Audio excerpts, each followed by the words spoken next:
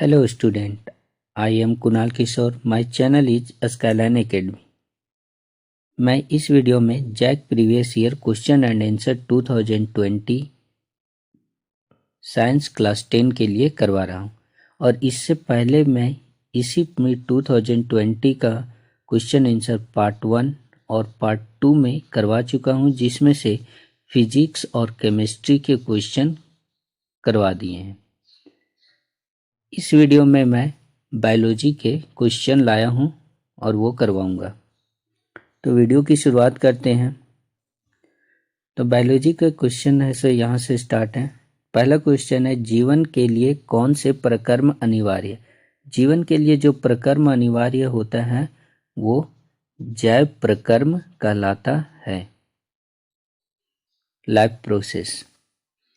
Next question, उस पादप hormone का नाम लिखिए जो पतझड़ को उत्प्रेरित करता है, यानी कि ABA हार्मोन होता है। इसका फुल नेम होता है एब्सिसिक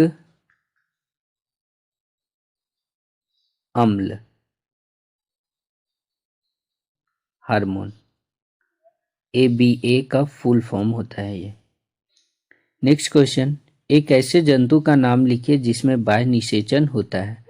तो मेढक में जो है वो बाह्य निषेचन का कार्य होता है। नेक्स्ट क्वेश्चन है, XY गुणसूत्र वाला नवजात शिशु नर है अथवा मादा? तो XY नवजात शिशु वाला नर होता है और XX गुणसूत्र वाला है सो मादा होता है। नेक्स्ट क्वेश्चन, भारत में बायोगैस किस नाम से प्रचलित है? तो भारत में जो बायोगैस नाम से प्रचलित है उसको बोला जाता है गोबर गैस। नेक्स्ट क्वेश्चन की ओर बढ़ते हैं। क्वेश्चन नंबर 18 है, कौन से कारक किसी समष्टि के आकार का निर्धारण करते हैं? तो कौन कौन ऐसे कारक होते हैं जो किसी समष्टि के आकार का निर्धारण करते हैं? तो यहाँ पर जो है इसका आंसर हो जाएगा, जैव और अजैव कारक मिलकर किसी समष्टि का आकार निर्धारित करते हैं। जैव कारक में जितने भी सजीव आ जाते हैं और अजैव कारक में निर्जीव आ जाते हैं, जैसे हवा, जल। तो ये सारे जो हैं वो अजैव कारक में आते हैं और जैव में सजीव होते हैं, आसपास के जीव जंतु हैं। तो इसके कारण क्या होता है कि समष्टि के आकार का निर्धारण होता है। जैव कारकों के अंतर्गत सूक्ष्मजीव, तंतु, पादप आदि एवं अजैव कारकों के अंतर्गत ताप, वर्षा, मृदा, खनिज आते हैं।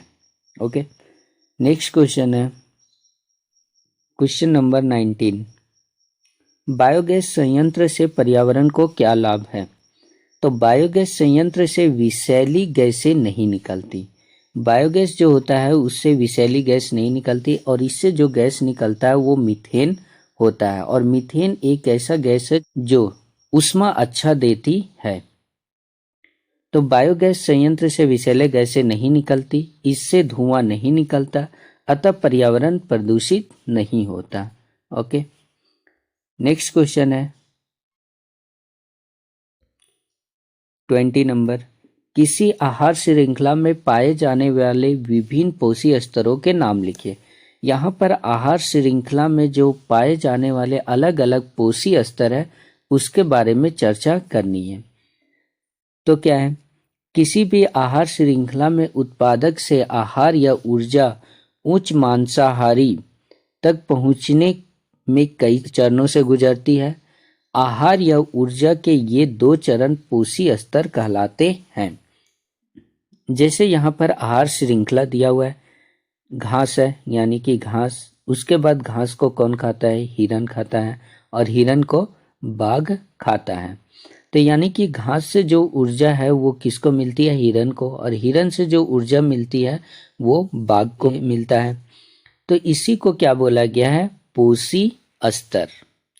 इस श्रृंखला में घास पहला पोषी स्तर है, घास को पहला पोषी स्तर कहते हैं, और हिरन दूसरा पोषी स्तर है एवं बाघ जो है वो तीसरा पोषी स्तर है।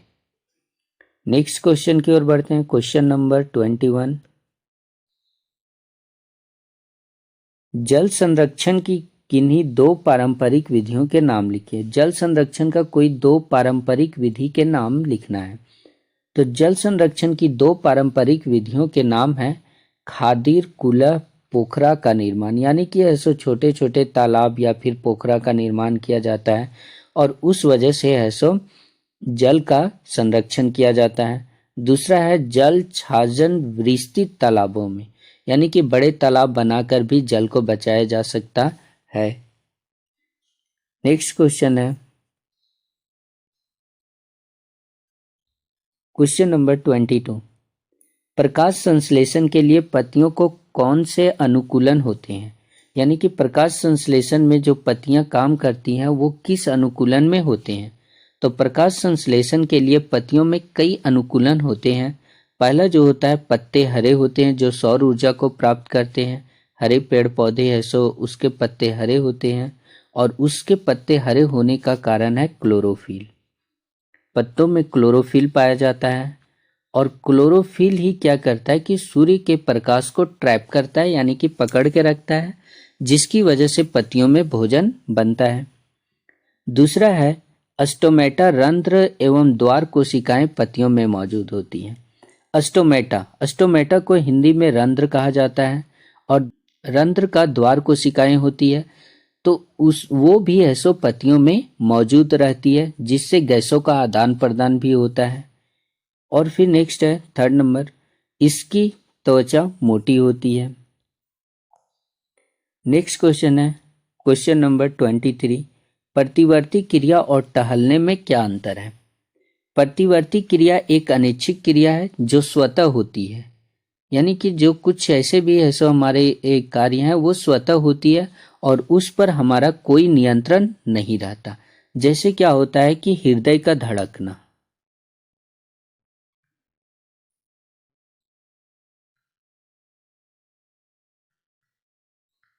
हृदय का धड़कना एक ऐसो अनैच्छिक क्रिया है।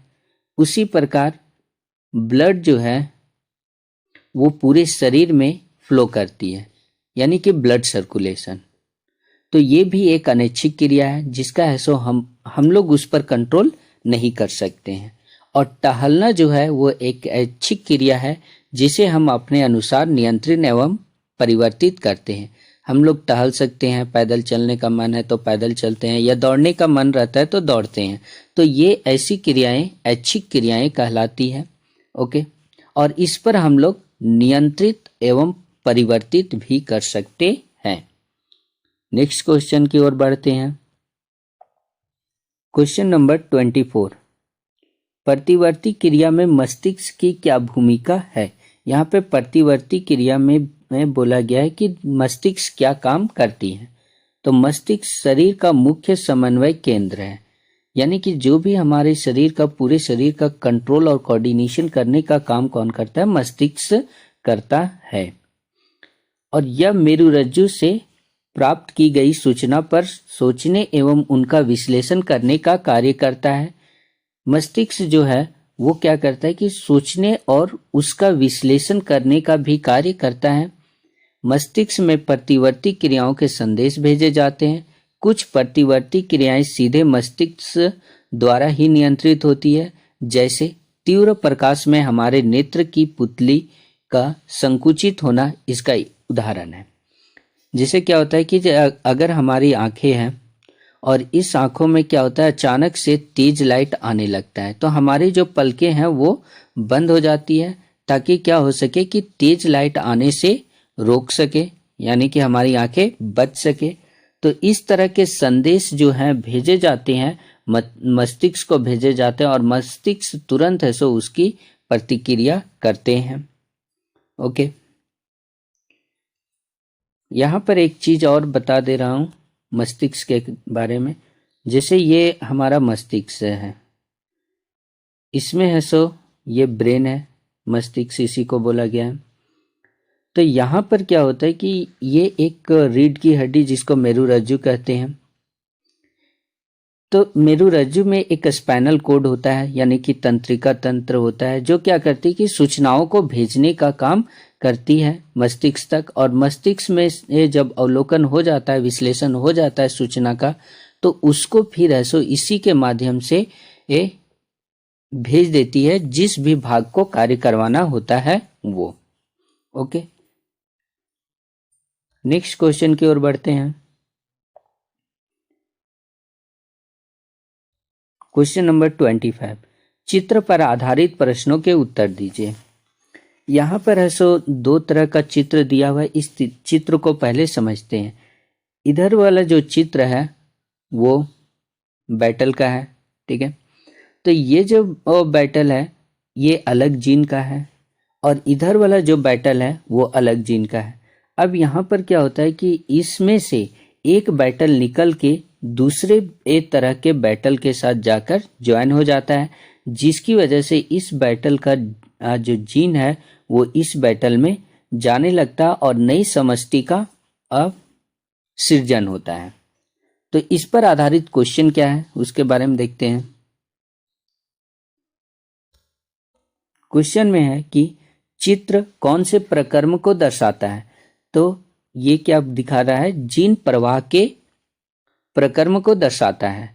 यानी कि क्या हो रहा है कि चित्र में आप लोग देख सकते हैं यहाँ पर कि एक जो बैटल है वो क्या कर रहा है कि दूसरे अलग प्रकार के जो स्पीसीज है उस स्पीसीज के साथ मिल रहे हैं, जिसकी वजह से डीएनए यानी कि जीन प्रवाह हो रहा है एक प्रकार से दूसरे प्रकार में। दूसरा क्वेश्चन है, इस चित्र में दर्शाए गए घटनाक्रम को समझाइए। तो इस चित्र में जो घटनाक्रम दर्शाया गया है, क्या दर्शाया गया है, इसके बढ़ने से आबादी बढ़ जाती है। ओके, नेक्स्ट क्वेश्चन है, निम्नलिखित को समझाइए। जीन प्रवाह क्या है और जीन पूल क्या है। तो जीन प्रवाह पहले समझते हैं। एक आबादी से दूसरे जनन परिवर्तन के अंतरण को जीन प्रवाह कहते हैं। इसकी दर अधिकतम हो तो जनसंख्या को आनुवंशिक विविधता के सदृश माना जाता है। यानी कि इसी के पहले वाला क्वेश्चन में ही दिया हुआ था, जीन प्रवाह का चित्र दिया हुआ था। यहाँ पर आप लोग देख सकते हैं जीन प्रवाह का चित्र है। यानी कि ये जो बैटल है वो क्या हो रहा है कि इस जीन से ऐसा निकल के अलग जीन में जा रहा है। यानी कि इसके साथ ऐसा मतलब कि ये जो बैटल है वो इस प्रकार के स्पीसीज के साथ ऐसा जीन का प्रवाह कर रहे हैं और जिसकी वजह से क्या हो रहा है कि जीन का प्रवाह हो रहा है। तो यही चीज है, जीन प्रवाह को समझाना है। नेक्स्ट क्वेश्चन है जीन पूल। जीन पूल के बारे में समझते हैं। किसी भी जनसंख्या के सभी जीवों का समुच्चय या जीवों से संबंधित संपूर्ण सूचना को जीन पूल कहते हैं। यानी कि कोई भी जीव है उसका समुच्चय, यानी कि उन लोगों का समूह जो होता है, तो उन लोगों का जो समूह है वो जीवों से संबंधित संपूर्ण सूचना को, जितने भी सूचनाएं प्राप्त होती है वो जीन के माध्यम से ही होती है और उसी को क्या बोलते हैं, जीन पूल कहते हैं। नेक्स्ट क्वेश्चन की ओर बढ़ते हैं। क्वेश्चन नंबर 26, बोला गया है मानव पाचन तंत्र का नामांकित चित्र बनाइए। यहाँ पर आप लोग के सामने चित्र को लाए हैं। यहाँ पर देख सकते हैं कि ये जो चित्र है वो एक मानव पाचन तंत्र का चित्र बना हुआ है। अब इस चित्र में क्या क्या है, यहाँ पर स्टार्टिंग में देखते हैं जिह्वा है जो जीभ कहलाता है, और यहीं पर है सो मुंह है जिसको मुख गुहा कहते हैं। फिर उसके बाद क्या है कि यहाँ से ग्रसिका गया हुआ है और ग्रसिका सीधे जाकर ज्वाइंट है अमाशय में। यहाँ पर देख सकते हैं कि ये जो है वो अमाशय है। उसके बाद अमाशय से आगे बढ़ते हैं तो यहाँ पर एक अलग से है जिसको हम लोग अग्नाशय कहते हैं, और यहीं पर ऊपर में देखा जाए तो ये जो है वो यकृत कहलाता है। ठीक है, यहाँ पर ये जो है वो बृहदांत है और ये जो वो भाग है यहाँ पर बीच में वो क्षुद्रांत है, या फिर इसको बोला जाता है छोटी आंत भी बोला जाता है। ओके, अगर ये चित्र बनाने में आप लोग को तकलीफ हो रही है तो यहाँ पर है सो हम एक शॉर्ट में चित्र बना रहे हैं जिससे आप लोग मार्क्स गेन कर सकते हैं कुछ। ओके, तो पहले इस तरह से बना लेंगे।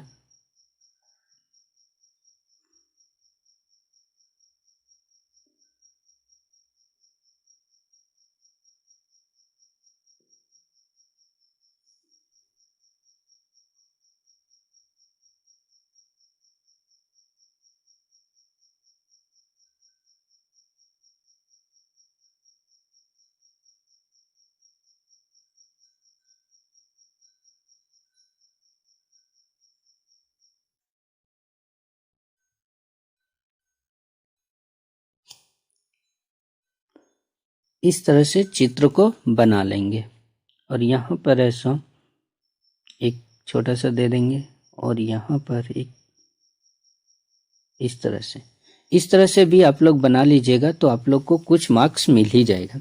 ओके, तो यहाँ पर नाम लिखने का टाइम है। तो यहाँ पर जो है फर्स्ट में इसको ऐसो मुख लिखेंगे, जो हमारा मुख है, मुंह। फिर उसके बाद ये जो है वो ग्रसिका है। उसके बाद ये जो है वो अमाशय जिसको बोलते हैं।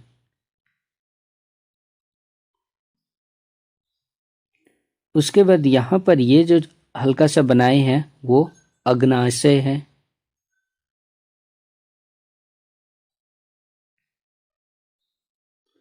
इधर लेफ्ट साइड में यकृत है।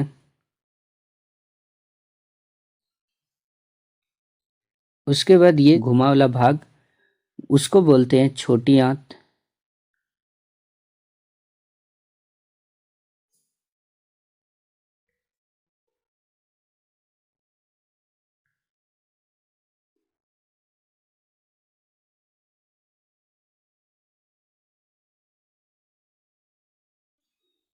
ये बड़ी आंत।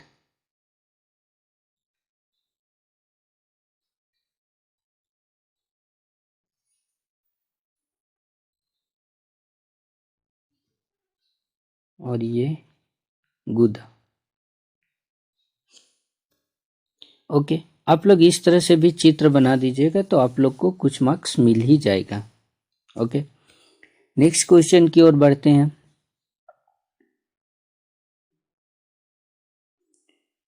इसी का 8वां नंबर में क्वेश्चन दिया हुआ है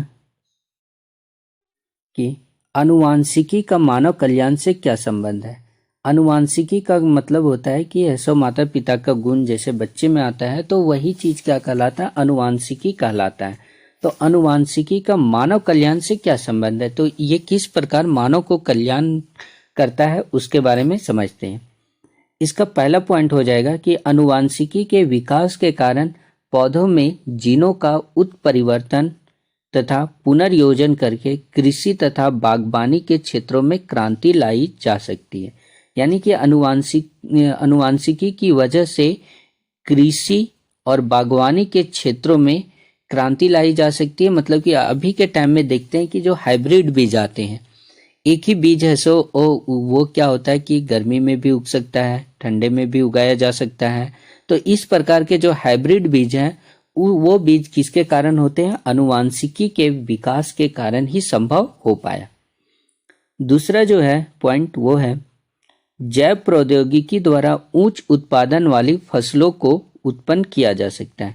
यानी कि आनुवांशिकी का विकास होगा, इससे जैव प्रौद्योगिकी में भी विकास होगा और इससे उच्च उत्पादन वाली फसलों को उत्पन्न किया जा सकता है। यानी कि ऐसा उससे से ज्यादा फसल का उत्पादन किया जा सकता है। थर्ड पॉइंट है जैव प्रौद्योगिकी द्वारा पशुओं और कुक्कुट की उन्नतिशील प्रजातियां विकसित की जा सकती है।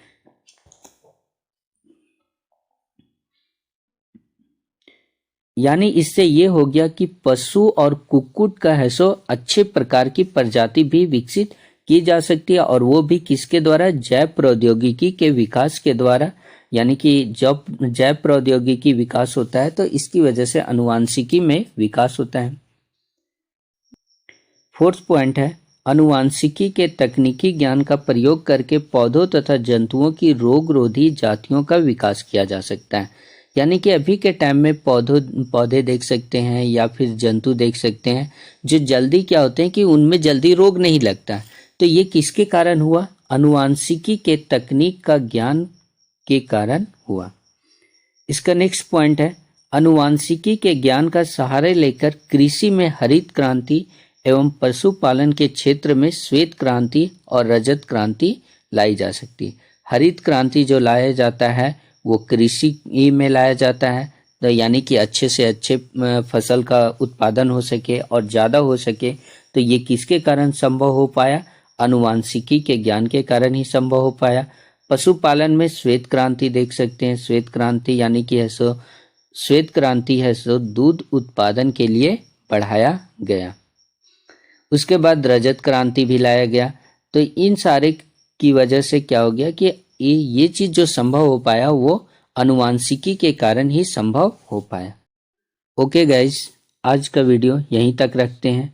नेक्स्ट वीडियो फिर अपलोड करूंगा बहुत जल्द ही, और आप लोग चैनल को सब्सक्राइब कर दीजिए अगर नहीं किए हैं तो,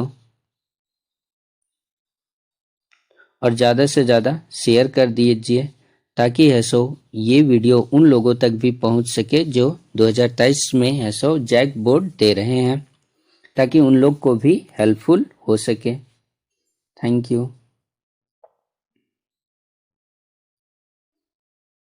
फिर मिलते हैं नेक्स्ट वीडियो में।